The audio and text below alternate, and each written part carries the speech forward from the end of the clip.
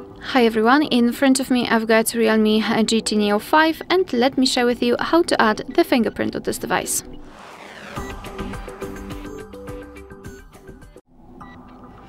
So let's begin with opening the settings, and here we have to scroll to find security and privacy.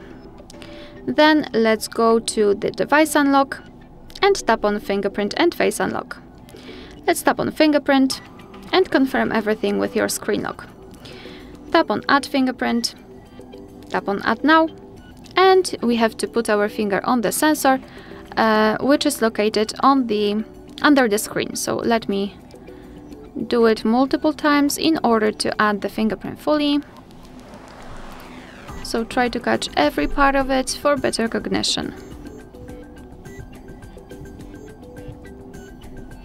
Alright, and tap on Done. No. So here we've got the fingerprints we just added. The first one was added before, so the finger 2 is the one which we've added. We can rename it or remove it, add another fingerprint. Here we can decide for what we want to use our fingerprint for, change the fingerprint animation, for example, just choose the option which you like, and decide whether you want to show the fingerprint icon on the screen.